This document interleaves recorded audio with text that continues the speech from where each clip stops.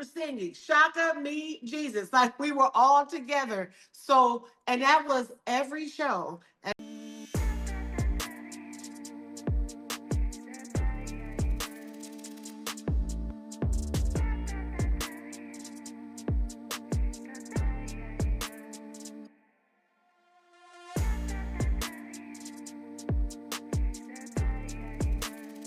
Welcome to Message Reveal. Message Reveal identifies a vibe, a message, or a story told through the lyrics of a song. Well, if you guys rock with me every Monday, you know what I do and how I do. I tell you about our special guest. But before we get started, if you're new to my platform, please subscribe and find out what Message Reveal is all about. But before we get started, I have to tell you about my special guest. She has a plethora of things going on, but I'm going to give you a few things like I always do. One, she's a vocalist. We can't wait. I'm always excited when we have vocalists on.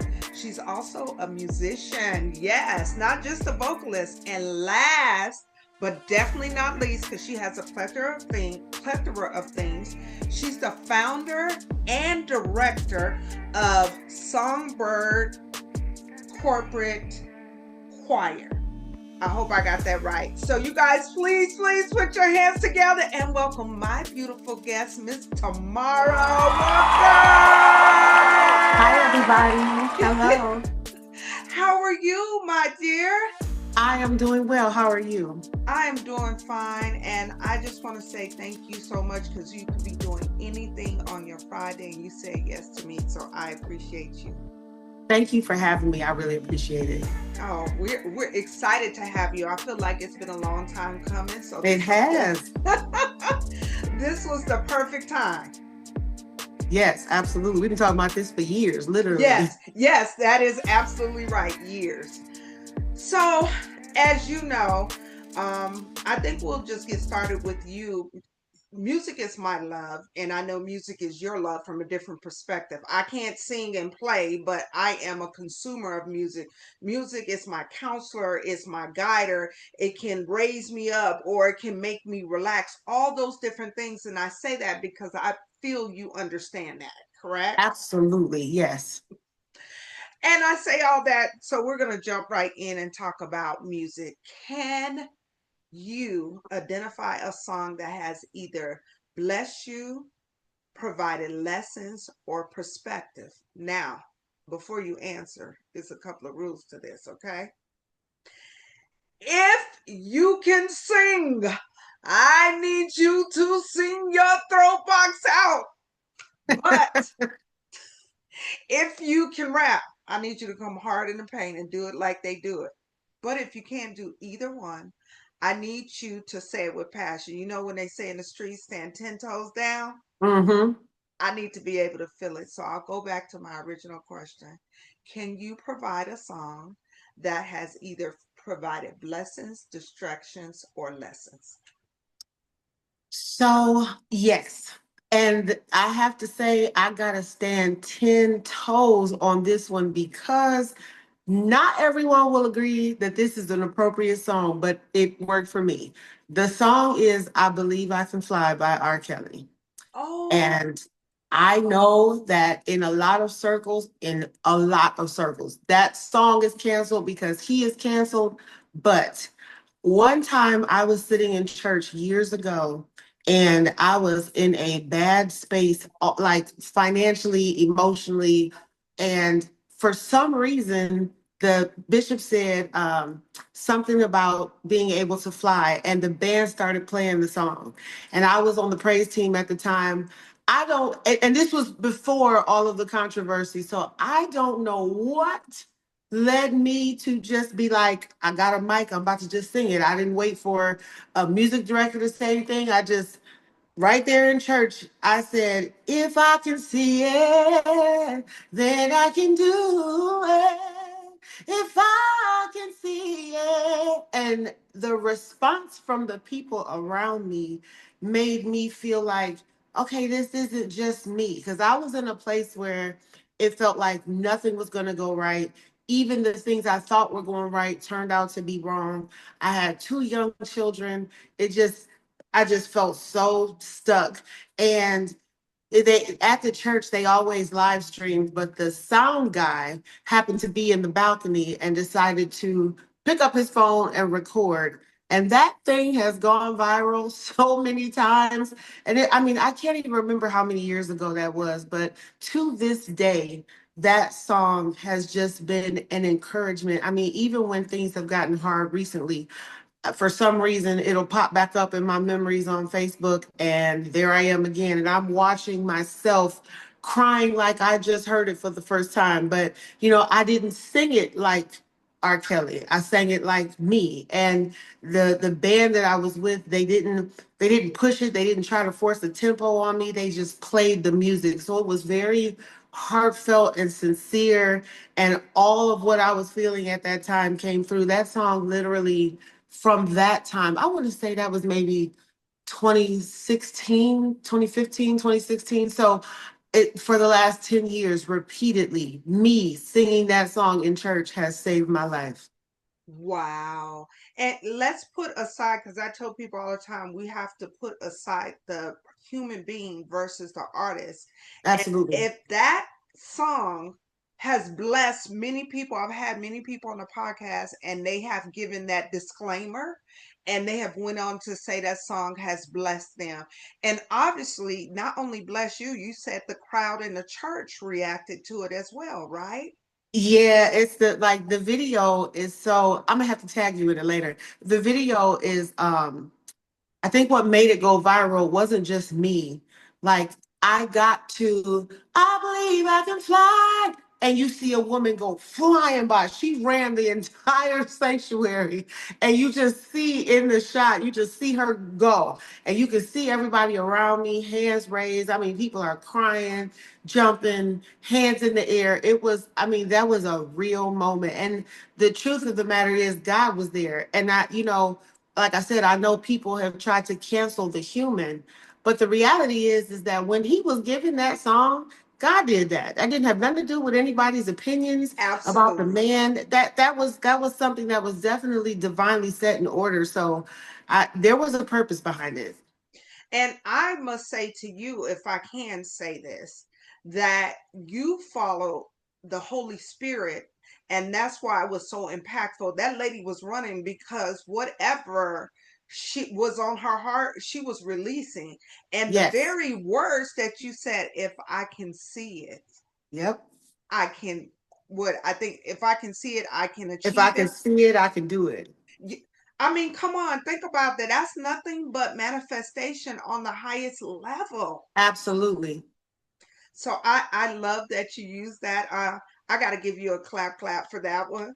I love the story that's crafted around that. That's Yes. beautiful. That is definitely beautiful. So, typically I have people that are on. They love music. They may sing music, but your whole life is music. And the reason why I say that, one of the things I mentioned at the very beginning, that you're also a musician. And a lot of times you have people that sing, but don't also play the piano and also read music. Right. So I'm going to ask you to take us down this journey of you initially saying, I'm going to be in this energy of music. And where did it start? How did it start? Give us some background. Okay, so I'm gonna honestly say I didn't choose it. My father had chosen it before I got here. I'm a pastor's kid, so when there is literal picture proof. Some people can say this and you don't really know because it's a story, but there's picture proof of me standing on the altar of my father's church when I was 2 years old, with my mother crouched behind me and the piano feeding me words, and I was singing a song. um, I have been literally doing this since I could talk.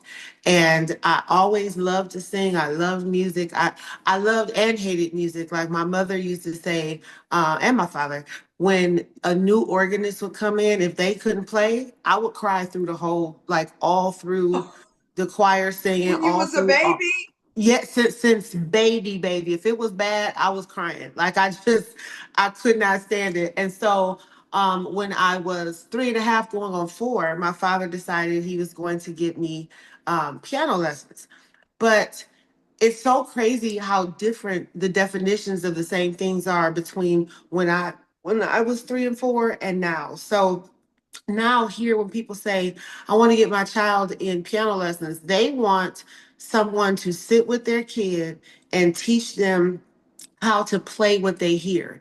I'm not saying that's not a great skill, because I can sit down, and if somebody's singing a song or they want some music created, I can sit down and I can play it.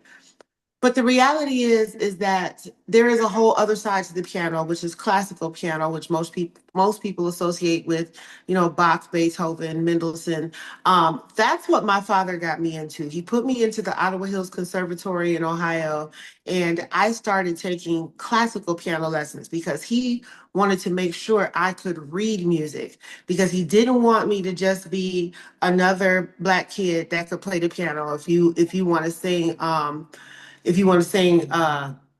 Mary Had a Little Lamb, I could play it. No, he wanted me to be able to read. So I started those lessons very early, almost maybe too early to some people, but my dad went to Harvard, so he really don't care what nobody think.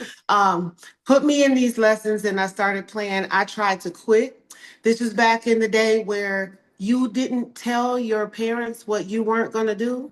Hello, we're not in them days anymore, but he said, you're going to take the piano, you're going to practice. I had to practice 1 hour a day, every single day of the week, including the day that I went to go see my piano teacher. My piano teacher was a phenomenal composer in the Toledo Symphony. So I had no choice but to be great. These people gave me no choice. They were putting sonatas and sonatinas in front of me when I was 7 that adults were struggling with and looking at me like, make it enough. I had no choice. And then my mother and father were both vocal coaches. My mother has a beautiful voice. She lives here in Las Vegas, and a lot of people don't know that. My mother has, like, I call myself the Songbird, but she literally sounds like a lark. Like, her voice is so beautiful. Wow. So I had no choice. I was, of course, a PK, so I was in the choir. I was the soprano section. When my father had to preach somewhere, he used to say all the time, me and him were like bowling. I would set him up, he would knock him down. That was our whole, Wait a minute, I love that term. yeah, that was, and he used to tell people right before he did his sermon, because I would sing and do the solo. The child, people be all on the floor rolling around. He'd be like, all right, y'all wipe your face, get the snot off your mouth. Now, I told you, we a bowling team. She set him up, I knocked him down. Now, she done set y'all up. Get up so I can give you the word. Your heart is open to receive it now. So Wow. it was so ingrained as a kid. And then when I got older, I got to college. My dad, I was about to say my pastor, but he was both. My dad, he passed away in 1999. I was Sorry. going. Oh, thank you. I was going into my junior year of college, and then it became kind of like I felt like I owed him. Like, you gave me this amazing opportunity to learn these skills, and I want to make you proud. Like, I went to college at 17, so I couldn't work at the clubs and the places that everybody else could because I wasn't 18 yet.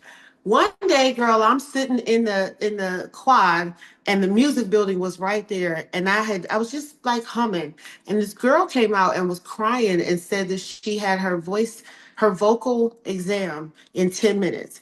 And her accompanist had gotten sick, was throwing up outside the building. She could not sing a cappella. She asked me if I knew anybody who could play. I said, you have sheet music? She said, yeah. I said, well, I can do it. E- Everybody knew I was 17. So she's looking at me like, girl.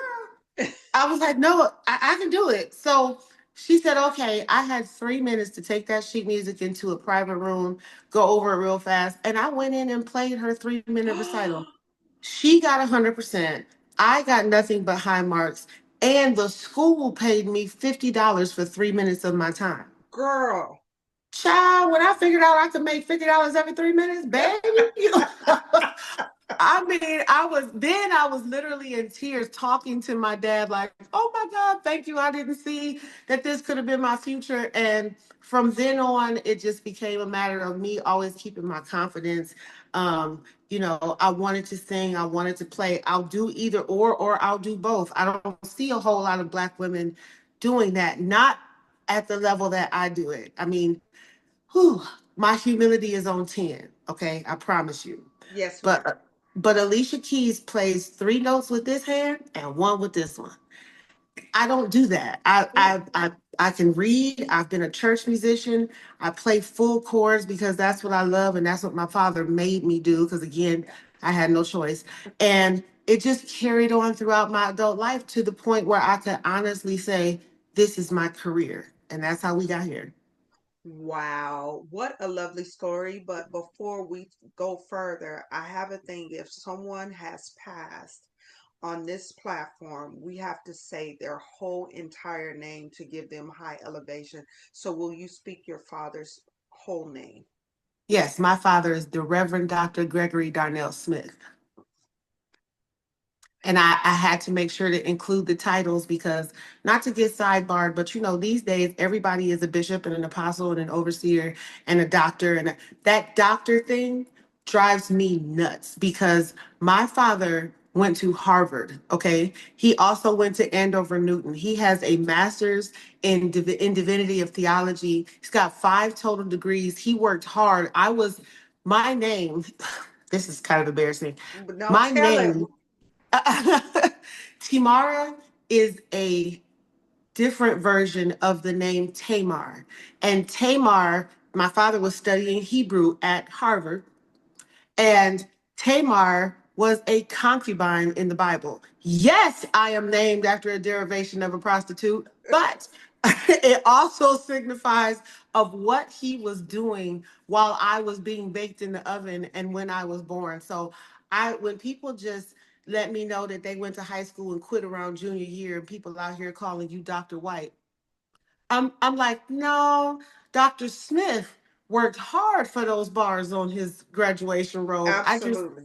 It turns me off. So I had to make sure I mentioned that. No, no, out of respect, I definitely understand if you went through the process and you've accomplished that, you Absolutely. should get that respect. Now, I will say this as a sidebar, as someone that will receive honorary doctorate Yes. because they have done the work so long and they have contribute at a high level, then Yes. that's the case. But let's talk about the in-betweens. We Hello. know the in-betweens are the ones that sometimes just want the spotlight and haven't did the work. And Right. that's who you're referring to, correct? Absolutely. I don't claim to know what the qualifications are for somebody to be named a bishop. I do know that's something that you are ordained to. But my father was the first Black man to graduate, was it magna cum laude from Harvard? Okay, the first. He was a graduate in the 70s. We think about how Black people are trying to progress now. A lot of people in education, in theology, walked on my father's back to get there. And so I just feel like it's important to acknowledge all of that work. I mean, he was Bowling Green State University in Ohio. My dad founded that gospel choir. He took the time to go to school, always excellent marks, always receiving high honors. I just I just feel like if you just feel like you Dr. Lee because you have 100 members, sir, get out of here. Go have several seats. She said, go have several seats. Well, you know Several. what? I understand where you're coming from. We're going to bless it anyway because I do believe this. The cream always rise to the top. That's And it. that and that's not anything that I'm just saying. Or let me go even better. The proof is in the pudding. So we're going to Show leave it at is. that. Exactly. Exactly. Yes, Exactly. ma'am. Yes, ma'am. For again, just for the sake of, can you say your dad name one more time? Because that just, all the things that you named that he accomplished, we just want to give it one more time if someone wants to look him up and just give him Yes. honor. So, Absolutely. The Reverend Dr. Gregory Darnell Smith. Awesome. And this is out of, you said Ohio. What part of Ohio. Ohio? So he was well, eventually we ended up in Toledo, Ohio. So we were obviously living in Boston when he was going to Harvard. That's where I was born. Then he graduated and then went back to Toledo. My grandfather actually founded the Christian Community Church in Toledo. And then my father took over when he got older and then passed away. And then my father built the original building that is still standing and operating today.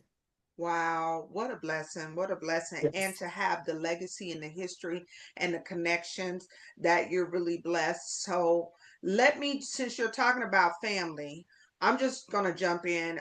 You and I met recently at an event for my girl, Miss. Yes, She did a phenomenal job. she did. And during that conversation, I was so elated how you talked about your children and them having the music. She was like, "Girl, Brooklyn. I feel like I know Brooklyn.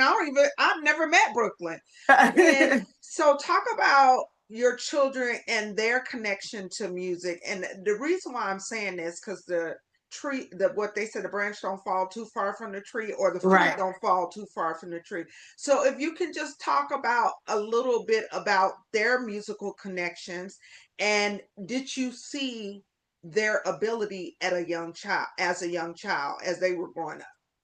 Um, so those two little people, and they're not little, they're grown, but they are literally my favorite part of Earth. I don't see anything better than Brooklyn and Breon. So right now they are 23. Brooklyn's 23. Breon will be 20 in August. And they were the only positive things to come out of my first marriage. The only. Mm. And the thing is that like I did. My father told me that he spoke things about me over my mother's stomach when she was pregnant with me.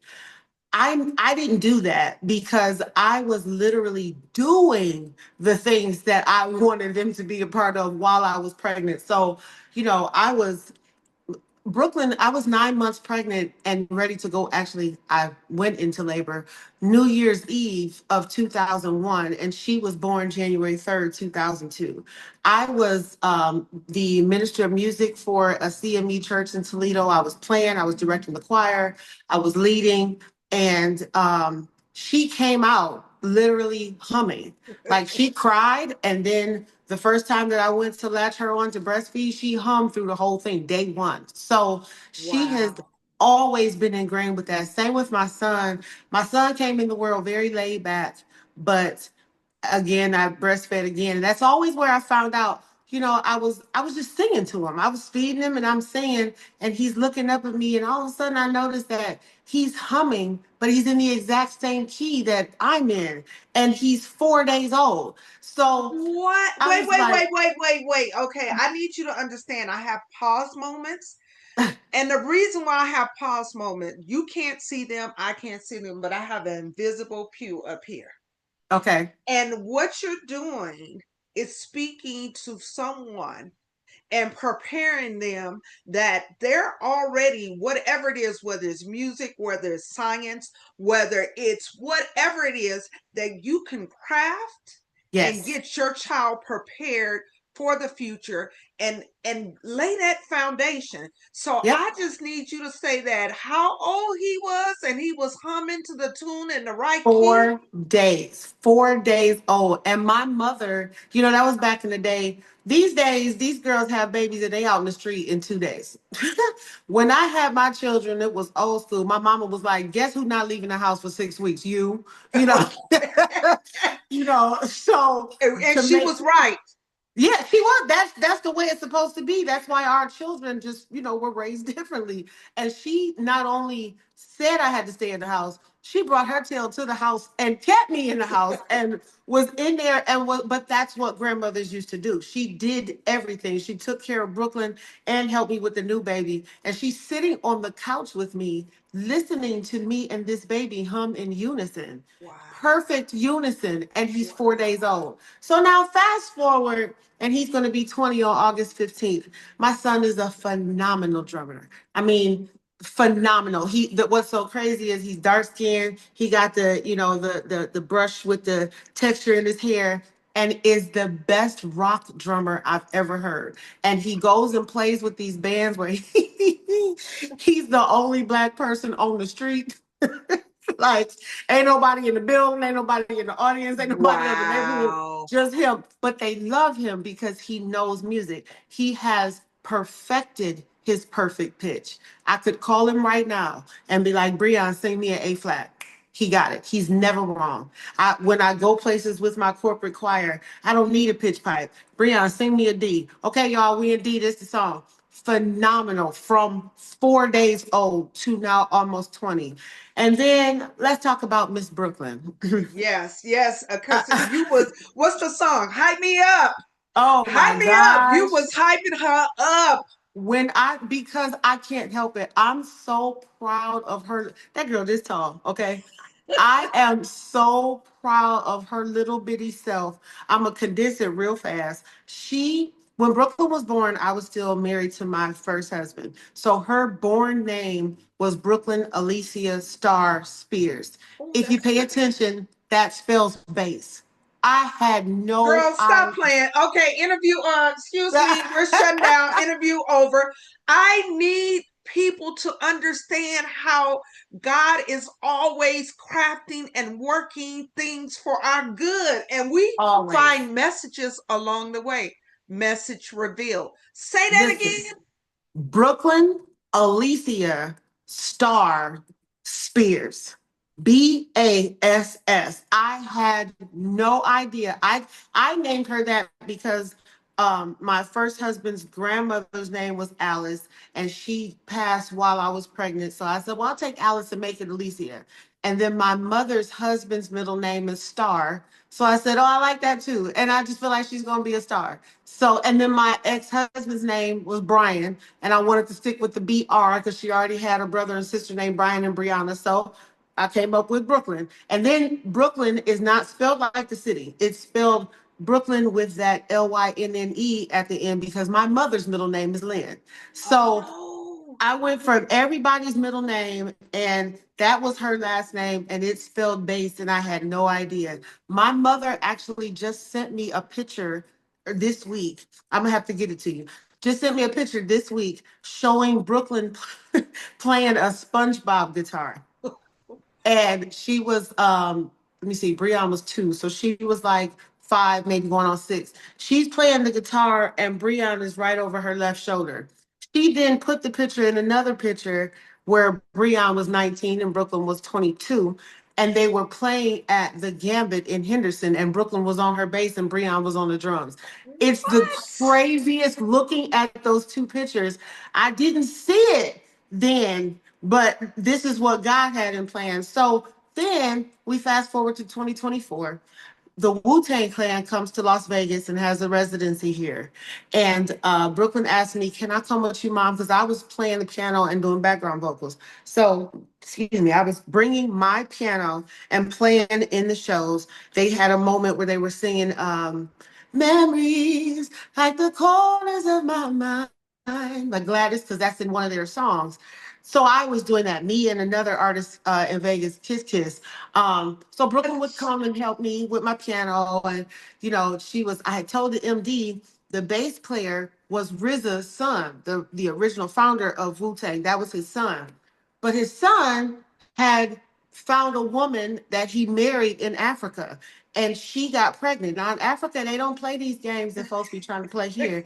Baby, you get a woman pregnant in Africa, you sit yourself down because now this where you at. This your responsibility. Her and this baby, I wish you would act like you're not gonna be here. So the bass player was like, I'm not gonna be able to do this long term. Like I can't tour with y'all. I gotta be at home with my wife. I tried to tell the MD, hey, my daughter is a phenomenal bass player. You should get her. Every reason in the world why it wasn't going to work. Oh, they want to stick with male energy. Somebody got in his ear and was like, yeah, I mean, her daughter can play the bass, but I know somebody that got more experience. So they brought him in. Brooklyn still showed up with no bass guitar in her hand. She still showed up with her laptop sitting right next to the bass player, making her own charts. preparing herself, even though ain't nobody promised her Okay, nothing. can I pause? So your Mm-hmm. baby also know how to read and write music as well. Both of them do.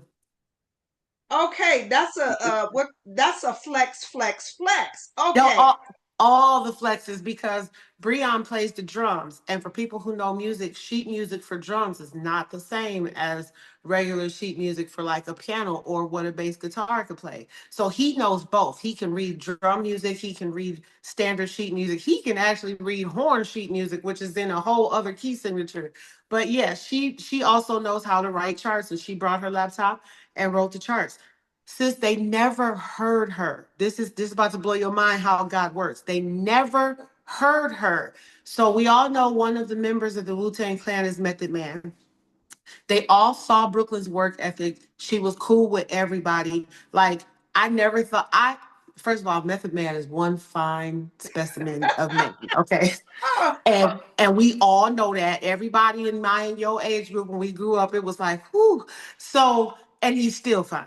And so, you know, I never thought I would say this, but him and Brooklyn are like this. And this was happening backstage at Wu Tang, because he was there, she was there, he saw her work ethic. So we fast forward to the Lovers and Friends Festival here in Vegas. Method Man and Redman were on the show. He needed a bass player. He had never heard Brooklyn. Why they call my daughter? Excuse me? They they never heard her play and called her. I played in it and sang background, and she played the bass. Showed up with her bass guitar, came to rehearsals. The first time Method Man and Redman heard Brooklyn play was at rehearsal when they showed up to do the run. And Method Man was like, damn, because she is big. So They it was was judging the book by the cover originally. right. And the base is this, but when she puts it on her back, it's this much higher than her. When we in the airport, we just look for the invisible base. You can't see Brooklyn. You just look for the guitar. And they hired her, and then Las Vegas canceled the festival. So then the Wu Tang Clan decided that they were going on tour, and the same MD that's the music director for Wu Tang is the same one for Method Man, and was like, Brooklyn, we going on tour. And that's where she is right now. What? Wait. We gotta clap that up. Listen, Come on with, with the legendary Wu-Tang. Come on. listen, out, and she's 23. We all know how long Wu Tang been around, okay? Yes. And I'm gonna tell you something. I just saw a video the other day, and I had to post it because I have friends. She's going all over the country, all over the world, really. And I've had friends in the audiences once she headed towards the Midwest, and they're sending me videos of Brooklyn. And there was a moment where old dirty bastard's son, young dirty bastard, who looks just like him, sounds just like him, wears his hair crazy just like him, and does his music. He also has his own. There was a moment that he was standing next to Brooklyn on the stage, and they just rocking out together. Like they just, and somebody caught that on camera. And I was in the shower when it hit me. Young dirty bastard, I'm sorry, old dirty bastard's son and my daughter are dancing together on stage as the next generation of superstars. Isn't that And wonderful? and this all started without her ever hearing. That's why I try to tell my vocal students it is not always your talent. Your attitude and ethic and your aura and your energy can get you in rooms that your talent won't get you in. I think that needs to be repeated again. And the reason why, because someone may be next to them telling them that same thing and they're not receiving it because they think you're just saying it. Because you say it, it may penetrate their heart. So say it again as a professional in the industry. Say it one more time. Absolutely. Your work ethic, your mindset, your aura, your energy, your just your general continence, that whole saying of being a nice person, that can get you into rooms that your talent and skill set cannot. Now, Mm. I'm not saying your talent don't matter, but you gotta the shell that people get first is your energy, your work ethic. You gotta have the talent ready to present after you've impressed with who you actually are. No, I think that is a great way of talking about our attitudes, because in the last 10 to 15 years, the people with the baddest attitude has been celebrated. Yes. And that has done our children and people in our age range a disservice. And Yes. I'm glad you said that. Like, people can be amazing, but if they have a nasty attitude, they don't get to go to the next step. They don't get to go Absolutely. to step two, because I don't care how phenomenal they are. Those group of people still have to work with you. And Absolutely. this is so necessary. So thank you, as a professional, giving a non-professional or even a professional person in the industry this kind of advice. Because Because there are professionals who still need to learn it too. I bet, I Yeah. bet. Wow. I love that you were able to talk about your son and your daughter. And what I need to say to you, and this is just my perspective, what your dad prayed over your mother and talked to your mother when you were in the womb, you naturally, as you said, were doing it, and they just picked it up. They came Yep. in naturally, just like you have a mother that may know how to do the arts, and the kids may not necessarily be into it, but over time you see they have the talents of Mm-hmm. drawing and doing those things. Same thing. But I love how you crafted the story of everything, and I'm glad I'm pretty sure you said it before, but I'm really excited that I'm able to document this, so 20 years from now your daughter or your son can go and show that her nephew or his daughter Right. or whatever the case may be, because this stuff needs to be documented. And on the highest level is, we can train or set the foundation for our children in many avenues. Absolutely. I mean, I didn't want to force either one of my kids to be musicians. And I didn't. I mean, Breon, from the time he could walk, that boy would beat on everything in my house that didn't move. Like, I'm talking about tearing up pots, plants, cabinets, everything that he could beat on, he did. Wow. I never even noticed with Brooklyn that, even Ray, remember the movie Ray with Jamie Foxx? Yes, yes. Brooklyn used to watch that movie 50,000 times a day. And she would, all the music, she would sing it, but she was always singing the bass line. And I never Mm. understood why. I was just like, okay, well, my whole thing was she right? So that's all I care about. Like, I don't know why she chose that part, but she right. So I'm just letting her do Yes. that. And come to find out, she was ear training before I even realized. We were going to Mountaintop, and Brooklyn was 11 years old. And Jason Bolden, who is a musician here in Vegas, I love him with my soul. He Mm. is the reason Brooklyn knows how to play the bass. We went to church. I was on the praise team, so we sat right next to the band. One day, right after service, she tapped me and was like, "Mommy, I want to play that." Jason is a big dude. So he's got a 7 string bass, which is like two of Brooklyn standing on top of each other right now as an adult. She was like, "I want to play that." I said, "Brooklyn, you could walk on that. Are you sure?" And she was like, "Yes, I want to play that and I want to play like him." So she went to him and was like, "Hi, brother Jason. I want your guitar. I want to have it. I want you to give it to me, but I want you to teach me how to play it first." And my mom started paying for her to take bass lessons. Girl, one day we went to the grocery store. We were at Smith's, and I got a phone call from Joey Green, who is the bass player for Gladys Knight. Was it Joey? Is it either Joey or Joe Piggy? They called me and said, "Where you at?" I told them where I was. They rolled up on me in the parking lot of Smith's because they got together and bought my daughter a bass guitar. Girl, stop playing. Sure did. My Now, mother bought her first one and they bought that one. what a blessing. And I love when other people invest in our babies. That's the Yes. village mentality. Oh my Yes. gosh. And they did it. I mean, their hearts obviously. With Terry Wesley, who's Boys to Men's drummer, Joey from Gladys. I know Joe Piggy has something to do with it. I think Sam, who plays the organ here, all the musicians at Mountaintop, they all got together and got her this guitar. And they did it because she was playing the bass, but I also felt like they did it because she's a girl playing the bass.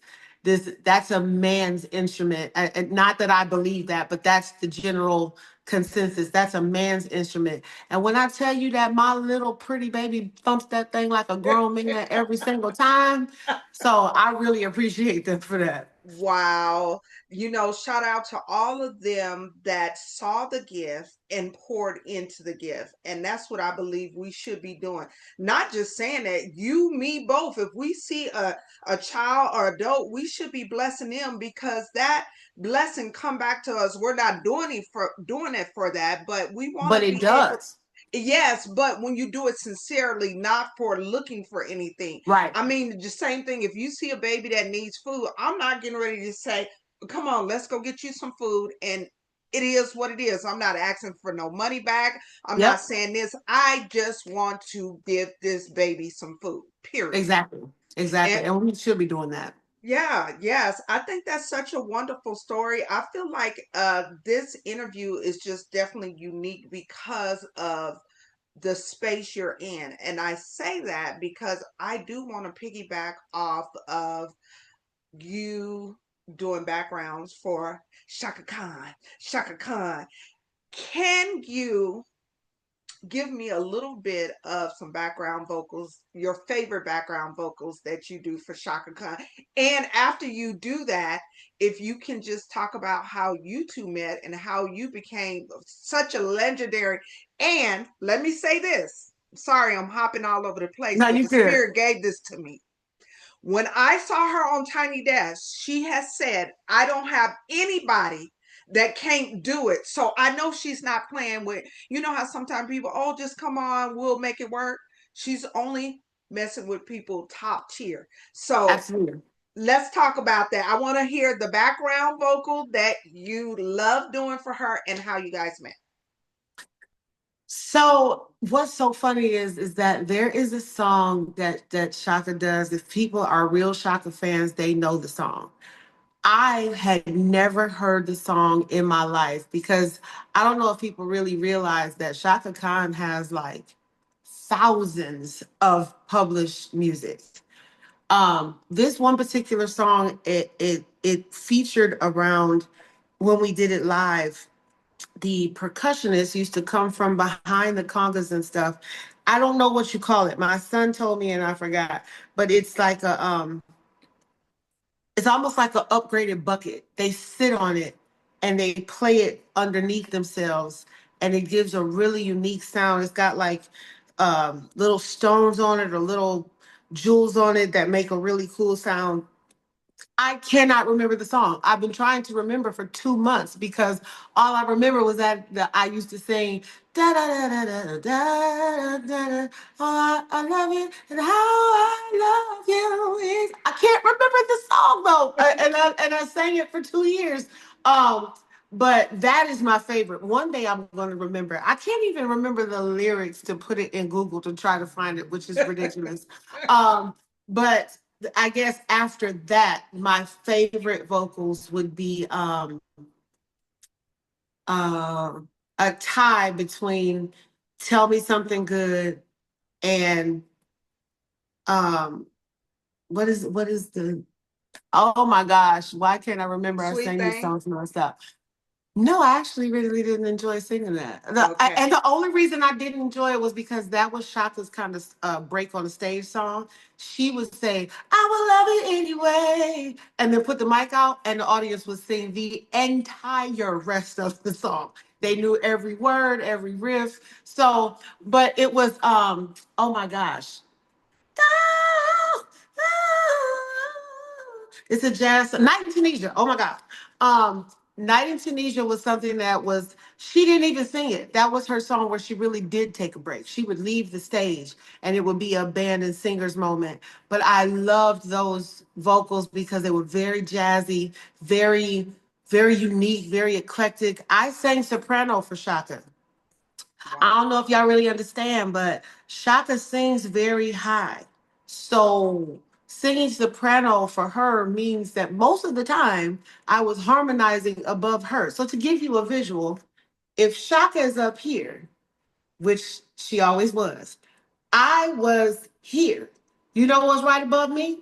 Jesus. That's how high we were singing. Shaka, me, Jesus. Like we were all together. So, and that was every show. And her shows, the minimum was 75 minutes. And I lived up there for 75 minutes. And the way that I got there is I actually was singing for I sang for Gladys Knight very recently last year. Went to England with her for her like 150th farewell tour. Oh, To congrats. yeah. What a wonderful tour to be a part of. Yeah, but I mean, she said goodbye 100,000 times. But still, she's going. She said she's gonna do this to at least 84, like Ella Fitzgerald did. So that's what she's doing. But I was with her first. I actually started with her not too long after I got to Vegas in 2013, 14. She did the Soul Train cruise, and I was background there singing soprano. It just so happened that on that same cruise, Jeffrey Osborne and Freddie Jackson were on the same entertainment lineup. And the lady who was singing alto for the two of them heard me singing soprano for Gladys and was like, you know, Shaka needs a new soprano because she'd been singing for Shaka for 30 years. So she was like, I know it's needed. It took 8 years before between when she saw me on the Soul Train cruise and then when she called me and was like, okay, we ready. We need a soprano. Baby, I had flight information that night. It was like she was like, I got all these songs to sing you. She said, we got a standard set list, but you know, Shaka got a million songs. So you got to listen to and learn all of these. But these are the ones, like you have to know I'm every woman. You have to know ain't nobody. You have to know I feel for you. But you never know what Shaka's gonna throw in, and she will throw a song in like nonstop. So I had that little bit of time. I went to New Jersey and I got to rehearse with the actual singers for 3 days. And then that weekend, we had three shows through the weekend in Brooklyn, in Jersey. I know we were at NJ Pack, the Performing Arts Center. I met Shaka Khan, though, about 3 minutes before we were on stage Girl, together. stop, stop, stop, stop playing with me.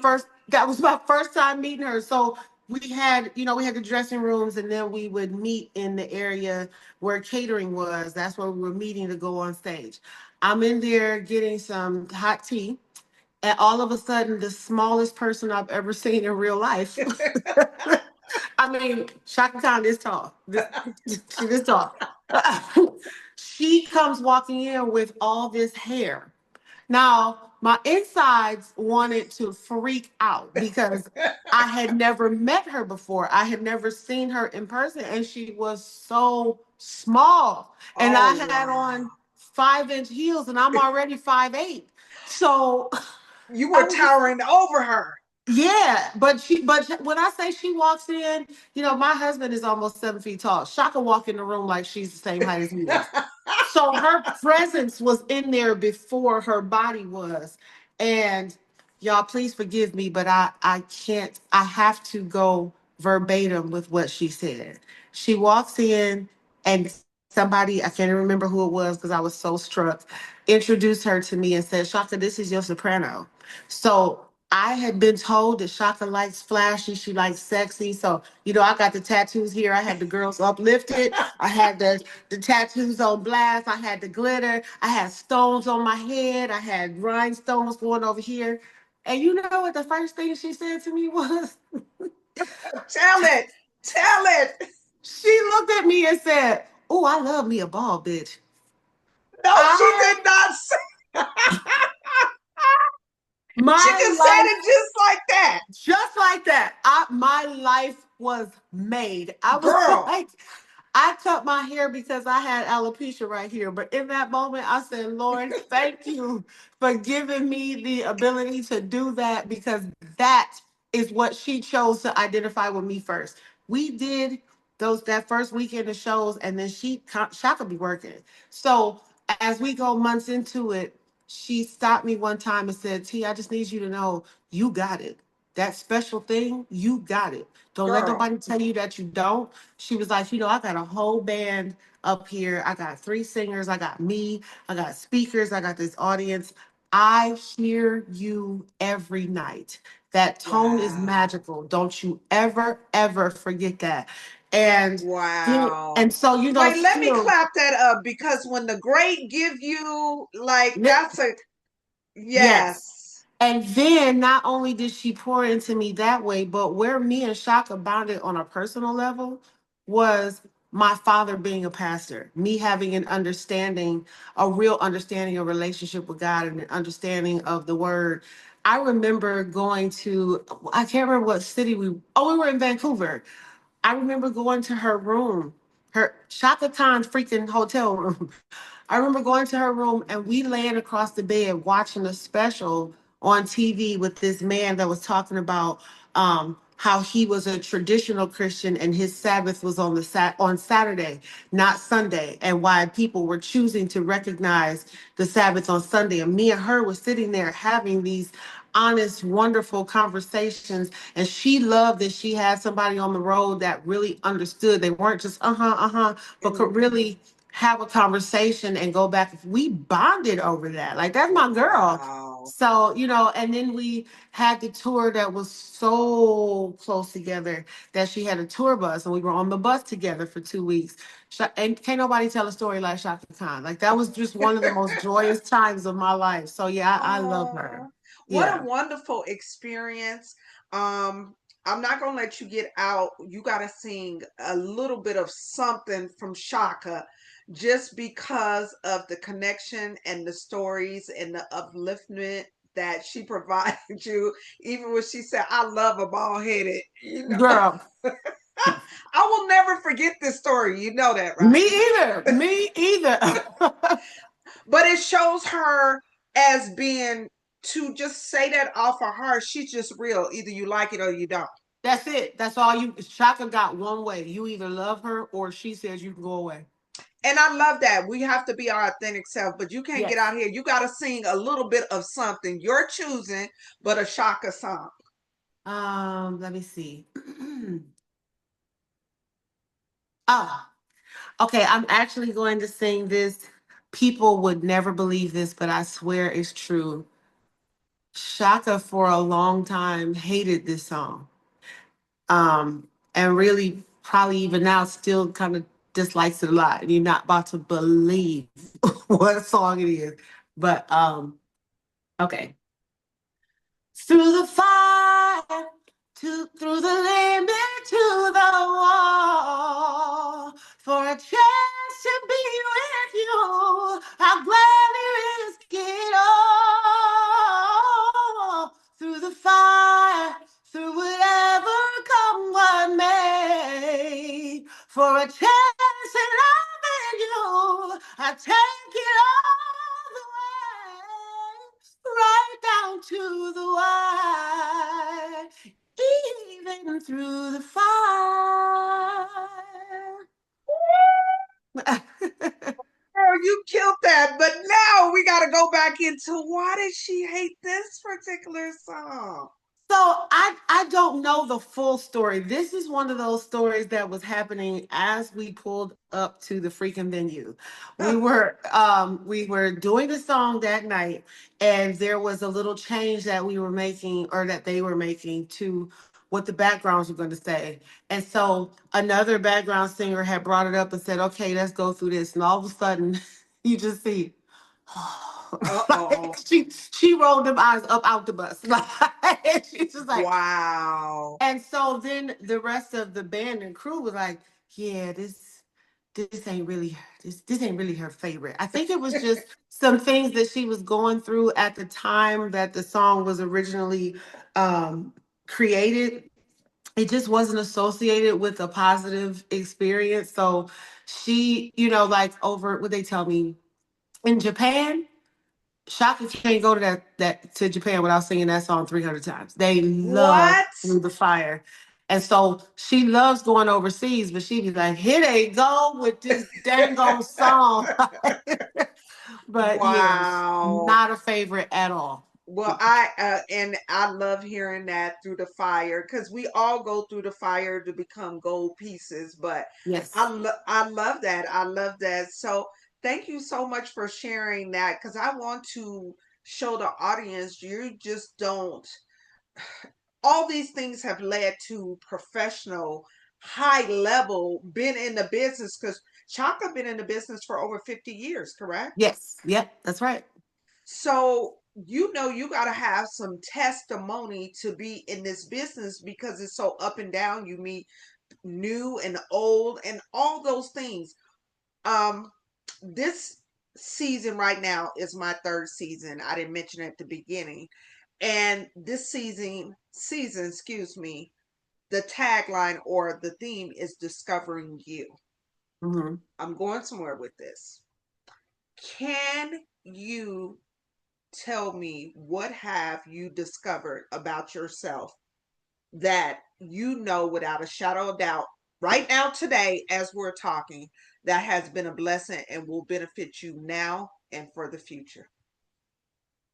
So, what I have, that's what an appropriate question. What I have discovered, it took going through what has been the darkest period of my life ever, even darker than when I lost my father in 1999, because when I lost him, when somebody passes away, when you go to the funeral, you see the casket, you go to the cemetery, you bury them, you have something in front of you. There's no question. You don't wake up in the middle of the night like, oh, where's my dad? No, I It's knew exactly. closure. Yes, there is actual closure.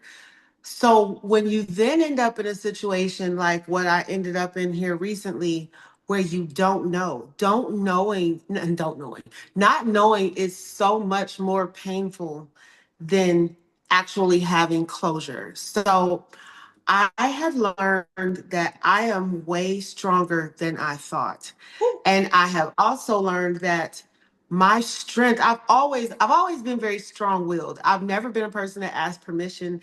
Can I say this? Can I think this? No, I said what I said. And I don't care who I'm talking to. I said what I said. Like, Yes. you know, Shaka used to say all the time, like, so T, when we on tour, I noticed that everybody else got all this rah rah rah. You real quiet, but I can see you. That's not you. I'm like, See? it's not, but I was taught to be on my best behavior. So I've always been very, very, very forthcoming. I don't have a lot of friends because of that, but they were actually never friends if that's all it took.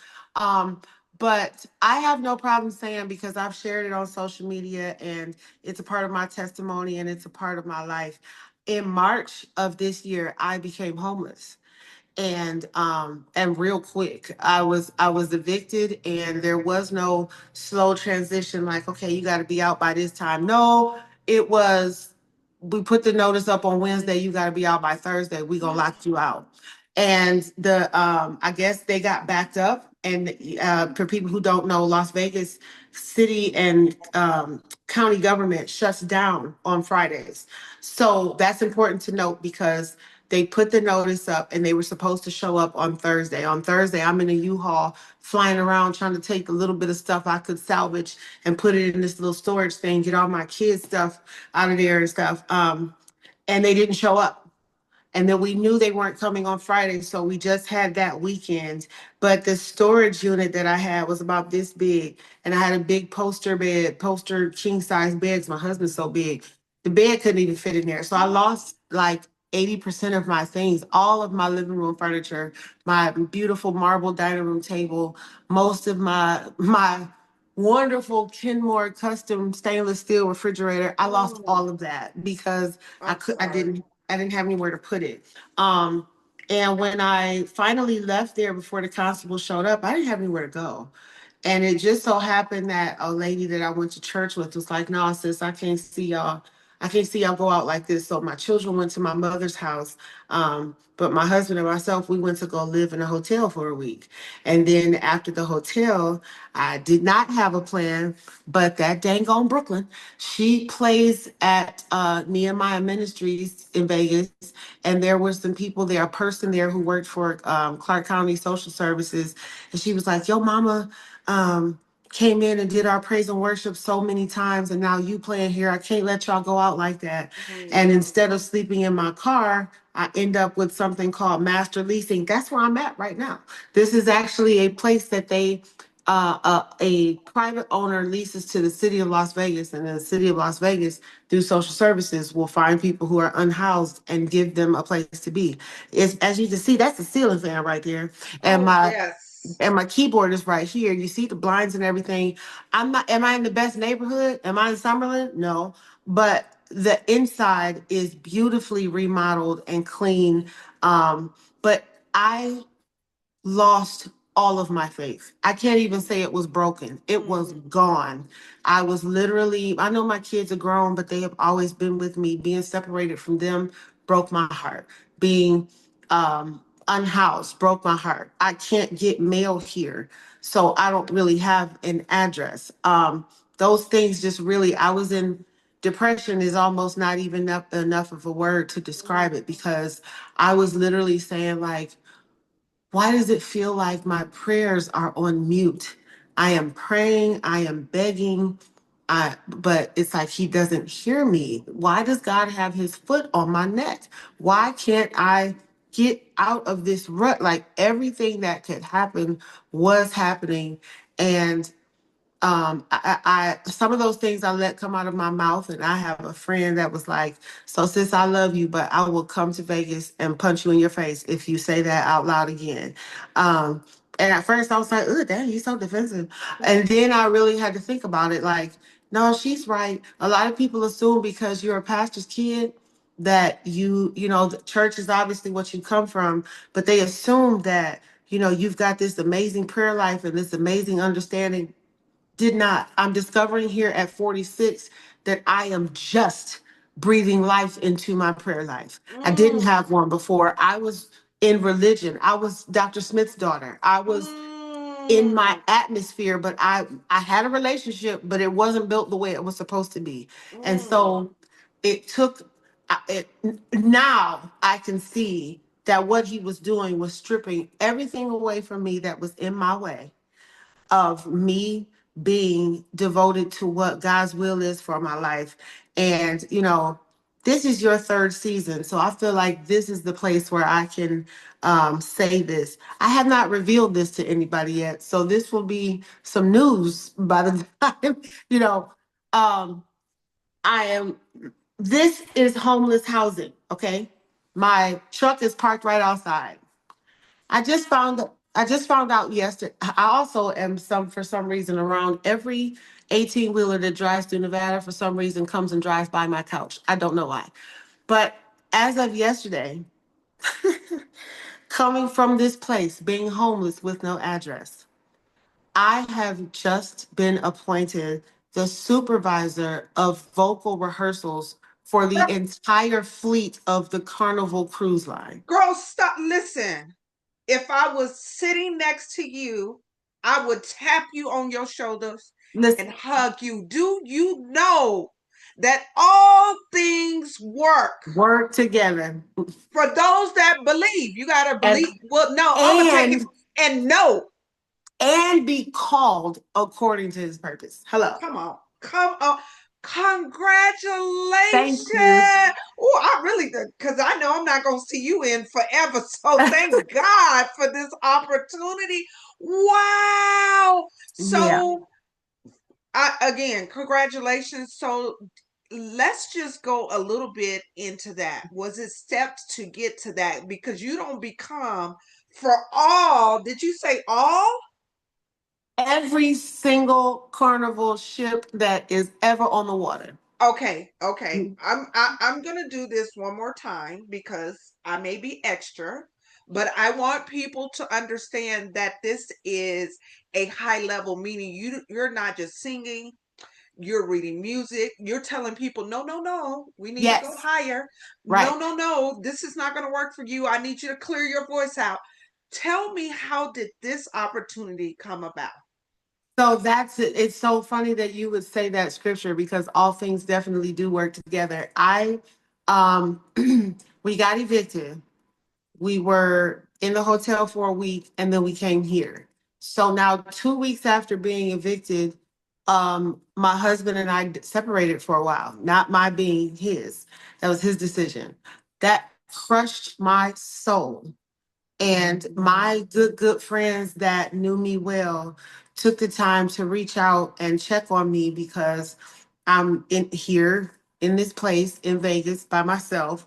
They know my kids aren't living with me. The relationship between my mother's husband and myself doesn't exist, so I can't even go over there and visit. So I wasn't seeing my children, stuff like that. So they knew I wasn't okay.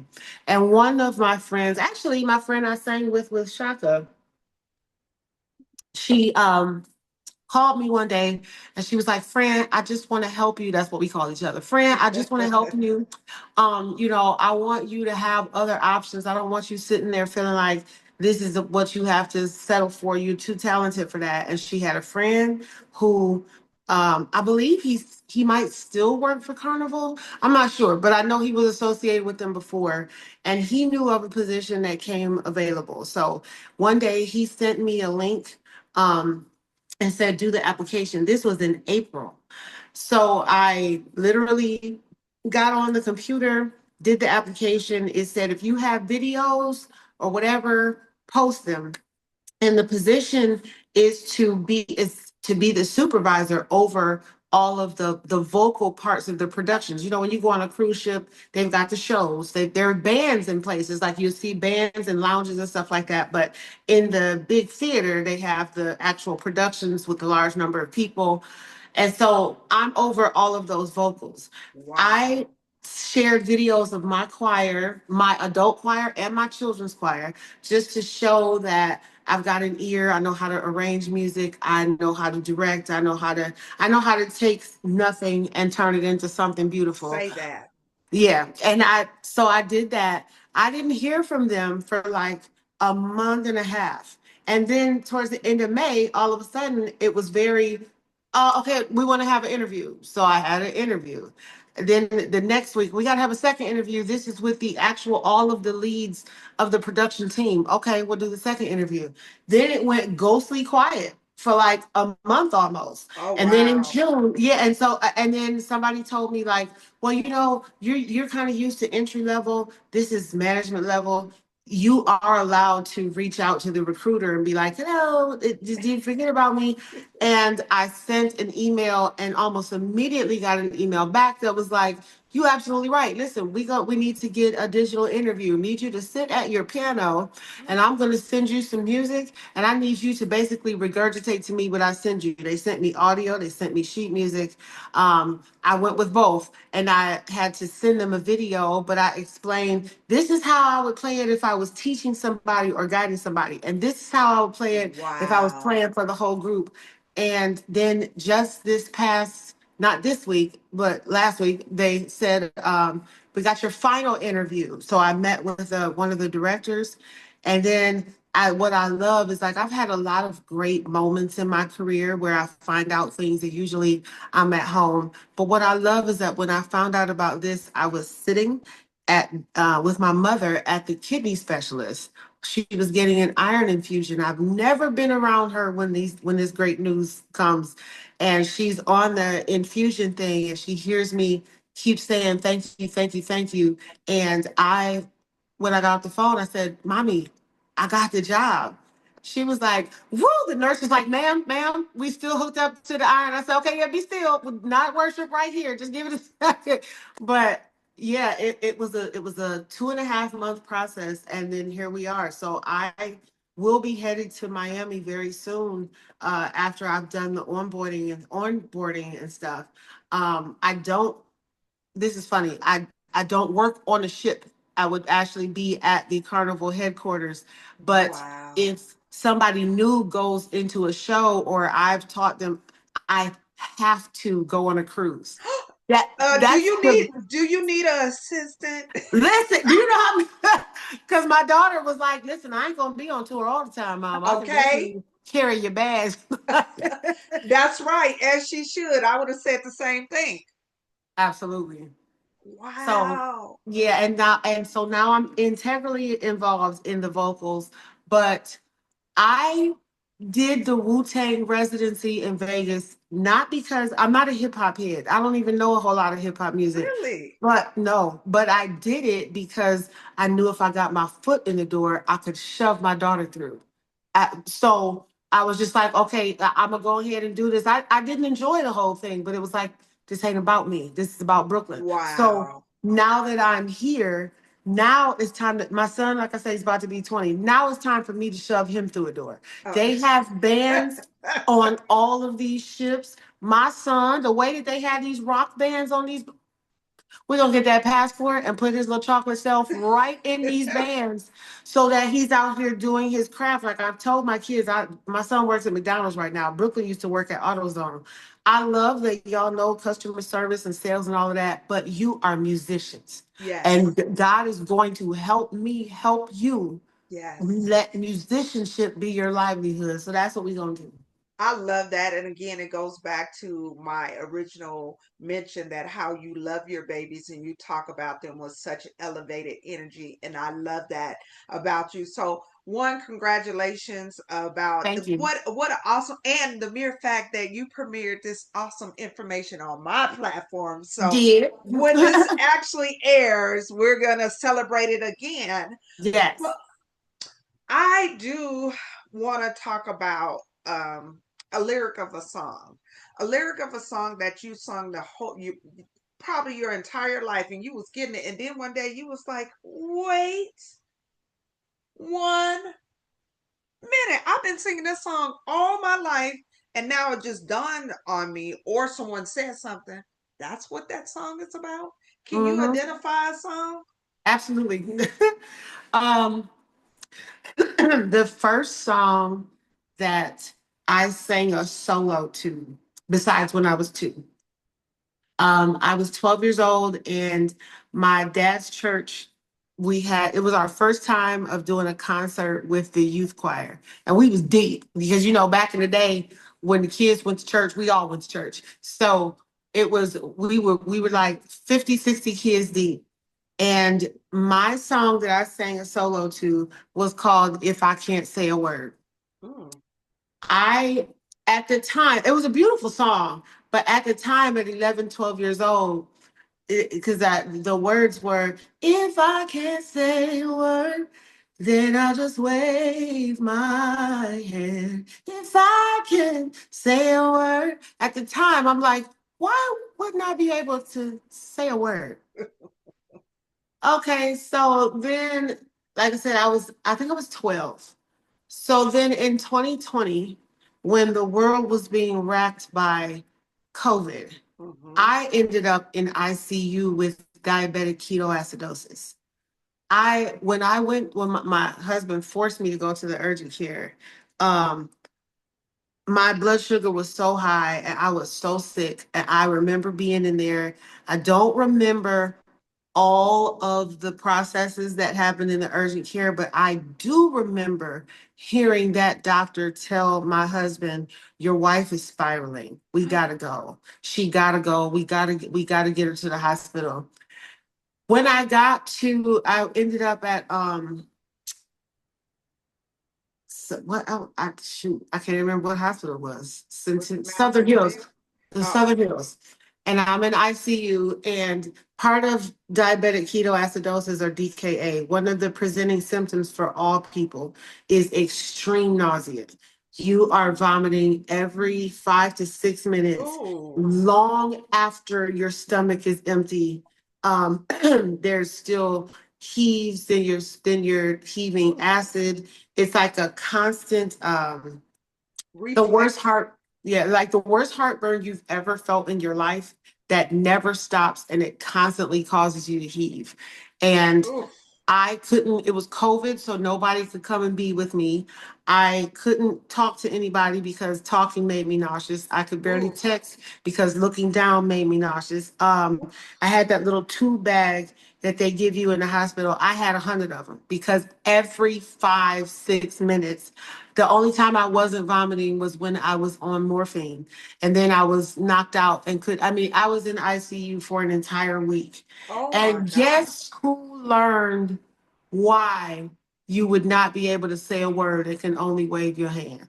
girl. And it took 29 years Hmm. for me to understand. And it was like, and I remember just like the first verse, I remember I used to say, have you ever been so filled up just like an overflowing cup? You can't seem to find the right words to say. You got to let the spirit have his way. I knew what I was saying then, but in that ICU room, it was like, oh my God, why did he tell me this at 11? Because Yeah, I need it today. yeah, Like yeah. now I understand it.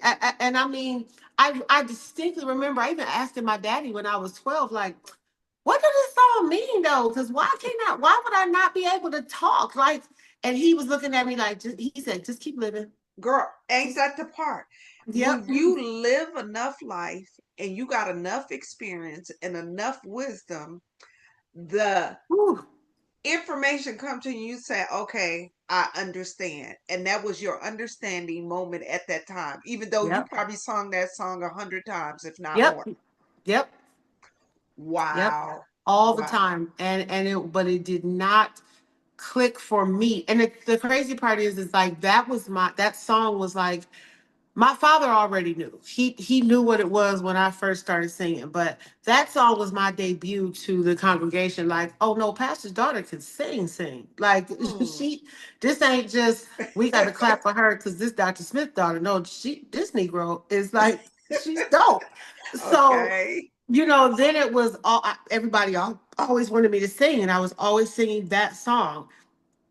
I can hear myself singing it. I saw people literally go through deliverance moments because I was singing that. I started more altar calls with that song. It didn't start as an altar call, it was a selection. But the next thing you know, it's 100 people at the altar on their face. Yeah. So people were receiving the message, and I was definitely anointed to sing it, but I didn't get it until I was in that ICU room. But that's okay. Sometimes we have to go down that road to, and it makes it probably now, and you can correct me if I'm wrong, even more meaningful when Absolutely. you do think about the lyrics or you sing the song because you like, baby, I got a testimony. And sometimes when you in the middle, you can't do anything but say, That's hey, it. That's it. And that was that's it. that was literally all I could do because I felt like if I opened my mouth, I was going to get sick.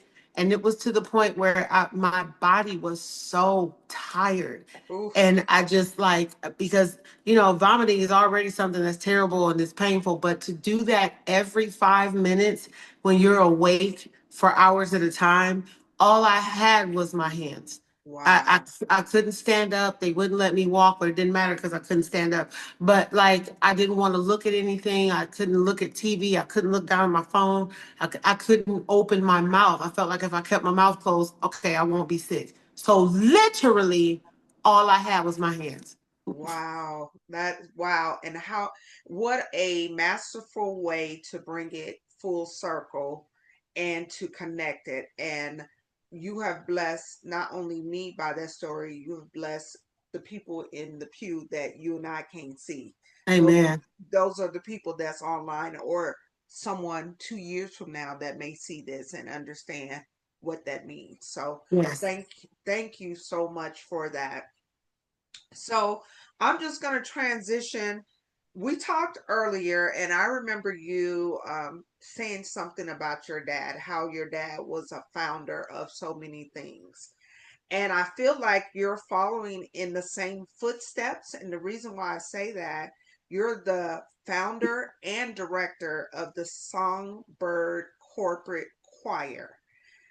Take me on what was the impetus or the catalyst for you to begin that? And how has this blessed you? So back in 20, I think that was 2016. I had someone call me and say that they had a friend who had a company. In Vegas, a lot of businesses that are not from here, Vegas becomes an incentive for their employees. So if it's a sales-based company or a performance-based company, people who reach that goal, a lot of times the reward is to come here. And most of the time they have like, if it's a big company, like I've done a lot of corporate events like Sealy Posturepedic, the mattress people, they came Yes. here. They came here, they brought thousands of people and were down at the Venetian in different ballrooms having different like sales conferences and stuff like that. And so somebody called me and said that they had a friend that had a company coming out of Virginia, um, that was coming here, but they wanted a gospel choir. They wanted gospel music and they wanted a gospel choir. I said, really? And they want us to sing like about Jesus? And she said, yeah.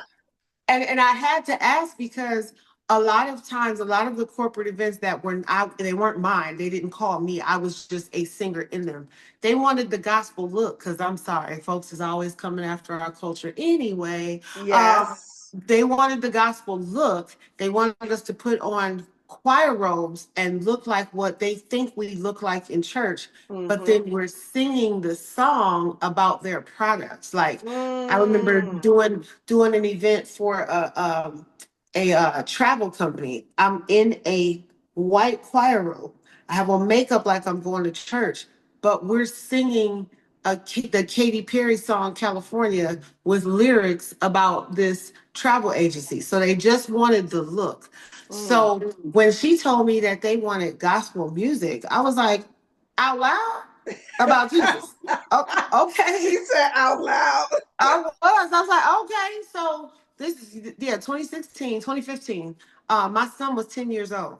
I don't know if I mentioned it, but in addition to being awesome musicians, both of my children have fabulous voices. So when I had to put together this choir, I got them, and a few other, I think I might have had my mom on that too, and a few other people, had about 10 people, and we got together to sing these songs. Turns out that this company called Libre out of Virginia, they work to protect and help people who are facing deportation. Mm. They provide free legal services and stuff, for people dealing with immigration because we all know our system is far from fair. Sure. So that was what they did. So when they came to Vegas, they had their conference here, but they really had a real life like Sunday morning service in a hotel on Sunday morning.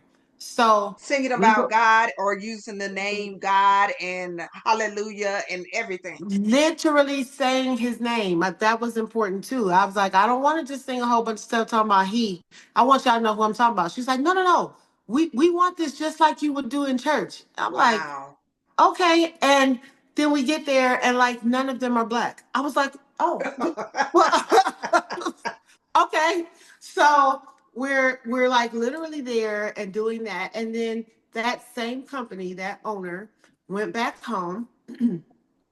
They had an event there. Now he wasn't coming to Vegas. Now he wanted actually he was getting married and he wanted a gospel choir. And he called and he flew me, my children, my mother, and a few other singers down over to Virginia and we sang for their wedding. That was What? actually when I went viral for singing Oh Holy Night in the train station because he gave us a free trip to DC to go to the White House and stuff. So Oh, it, wow. yeah, so then we come back here. Like I said, I've been a singer that was hired to do these types of things.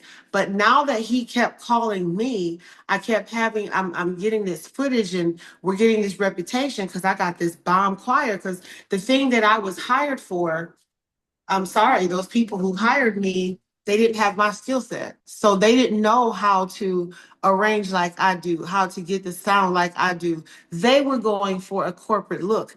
I was Mm. grabbing voices from the church. So I'm getting the power that you get in the church, they're getting the tinny sound and feeling that it was like Disney. I'm Yes. giving you a real feeling. So then I started getting calls as, no, we don't want the corporate choir. We want your corporate choir. Wow. So then a guy here in Vegas heard, saw what we did, heard what we did. Oh Lord, hired me and my choir. And you know who Paris Hilton is, right? Yes. Her mother has a Christmas party every year that Kim Kardashian and her mom go to, Heidi Klum, Seal, all these wonderful famous people. And she had a Christmas party at her house in Beverly Hills, and she wanted a gospel choir to come and sing Christmas carols. She had this big grand staircase, and we stood on that staircase for 90 minutes and sang Christmas carols. Then my son, being a drummer, I said, Bub, I know we got to wear these robes, but sneak your snare drum in. It's Christmas time. Bring your drum. So at the end of all the songs, I made my son come sing at the bottom of the steps, pulled out his snare, and we sang the Little Drummer Boy. And Girl. then because it was my son, I referenced him in the song. Heidi Klum, Kathy Hilton, all these super famous millionaire people are in my son's face with their phones like this Oh my because gosh. they had never seen anything like that. And then it just blew up from there. We've sung for, my favorite show is Law and Order SVU. I've got a super heterosexual crush on Marissa Hargitay, Olivia Benson. We sang for her. She did an event with Oscar De La Renta in Beverly What? Hills, and my choir and I are up there singing to open their event. So we've just been blessed to be given these opportunities all over the country performing, and like that's just what we've got a super, I can't say the client yet because I had to sign an NDA, but you know it's pretty big deal when you got to sign an NDA. But Absolutely. we've got a super big studio session coming up tomorrow Oh, for a very big mainstream client. Just, we're just blessed to be able to do that. I love it. I love it. I just want to remind you, as you told your stories that were, we would say low, that you were being tested. You also have so many remarkable stories that's high elevated, Yes. highly elevated. And I say this because, is there a particular song when your spirit has been low that you can put on and play it 110 times and it just lifts you up and really minister to your spirit without anybody, not your girlfriend, your mother, whatever? You have to take care of you. What do you tap into? Hmm. There's a few. So obviously, because I am a woman of God, and my background is built upon my faith. Um, Obviously, gospel music would do that. I don't even know if I want to say gospel, maybe what people call inspirational. But um, there is a woman, Amy Grant. Most people would not feel like that would be who I go to, because she's not a gospel singer. She's a white woman whose songs were really from back in the day. She would now be considered CCM, contemporary Christian music. But Mm. she had a song that I went to Catholic school, junior high and high school. And that when you go to Catholic school, you have to attend mass no matter what denomination you are. Yeah. But she had a song that said, "Thy word is a lamp unto my feet and a light unto my path." Most non-gospel song that ain't about to have nobody rolling all over the floor and dancing all over. But that song, and it was half the lyrics, but also, so for people who don't know about inspirational or about Christian music, there are two different types. There, when you sing, a lot of times when you're singing in church, you're singing on the praise team. Those are congregational, uh, horizontal worship, is what I call it, because I'm singing to you, you're reacting back to me.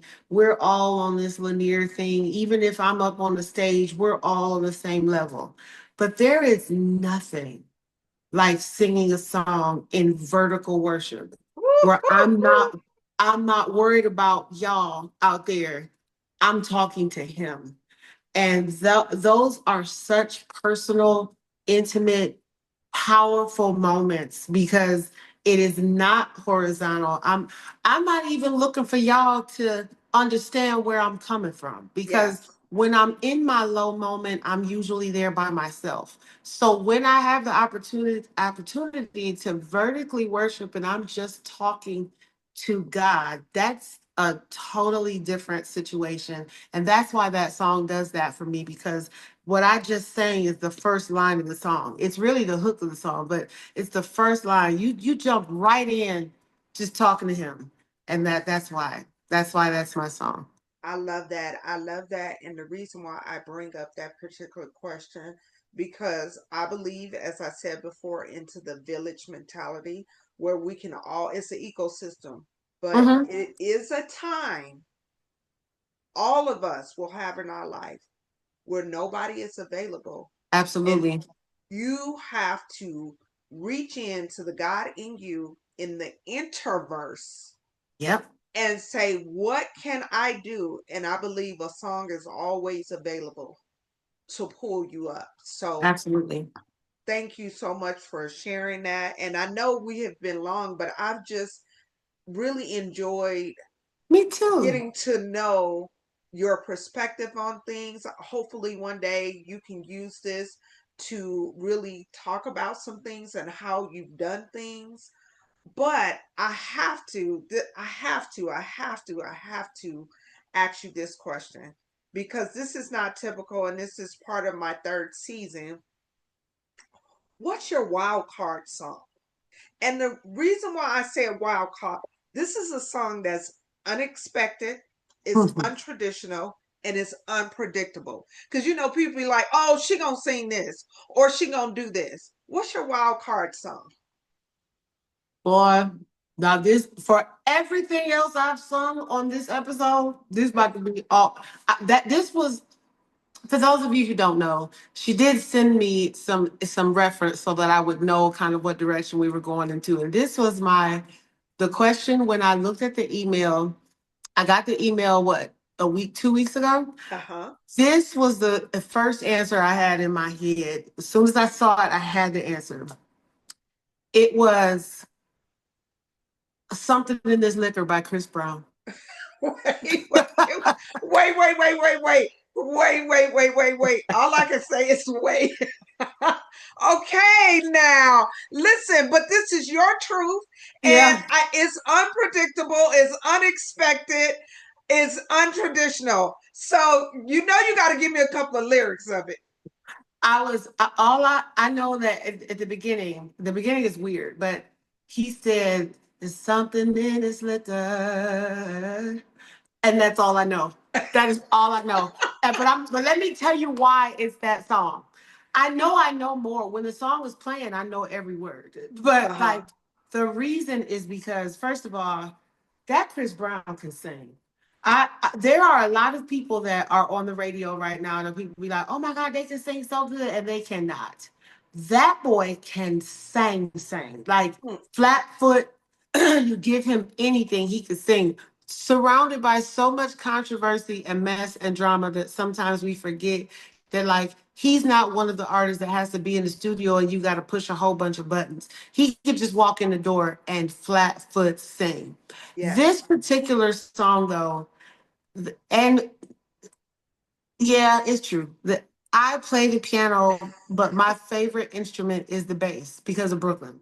Mm, Um, and that song goes so hard. Like when you play it in the car, that bass line is just so amazing. And he's doing all these subtle vocal movements.